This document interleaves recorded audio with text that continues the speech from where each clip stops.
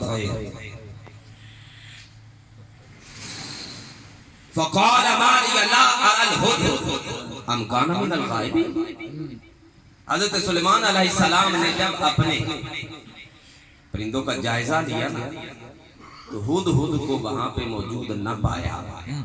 فرمایا کیا وجہ ہے کہ مجھے وہ نظر نہیں آ رہا, یا وہ ہے غائب ہونے والوں میں سے, یہاں پہ موجود نہیں, کیا وجہ ہے؟ اب یہ ہدہد کیا ہے؟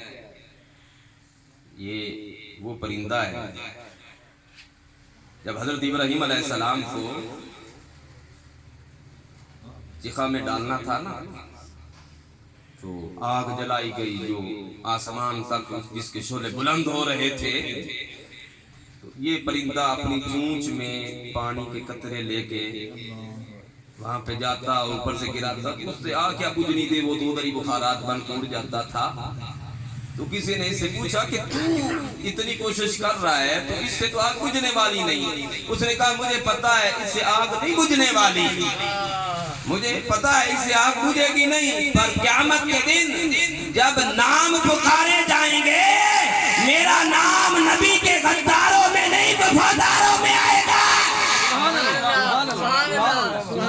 سبحان اللہ, سبحان اللہ, سبحان اللہ. ہمارے بھی کہنے سے اگرچہ کچھ سبحان اللہ, اور ہمارا نام بھی نبی کے غداروں میں نہیں وفاداروں میں آئے گا. کیا بات, اللہ اکبر.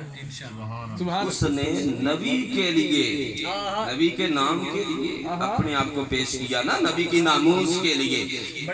اللہ نے اس کا ذکر اٹھا کے قرآن میں رکھ دیا اور فرمایا اِنَّا نَحْنُ نَزَّلْنَا الذِّكْرَ وَإِنَّا لَهُ لَحَافِظُونَ. فرمایا ہم نے ذکر کو نازل کیا ہے, ہم ہی اس کے محافظ ہیں. تو نبی کی ناموس کے لیے پہرا دے, نبی کی عزت کے لیے پہرا دے. اگر وہ پرندہ بھی ہو اللہ اس کا بھی ذکر مٹنے نہیں دیتا. جو نبی کا امتی نبی کی عزت پہ پہرا دے اللہ اس کا ذکر کیسے مٹنے دے گا؟ سبحان اللہ, میں سمجھا نہیں سکتا. سبحان اللہ, سبحان اللہ, سبحان اللہ, سبحان اللہ. اسی آیت کی تفسیر کرتے ہوئے امام ابن کثیر نے تفسیر ابن کثیر کی فرمایا کہ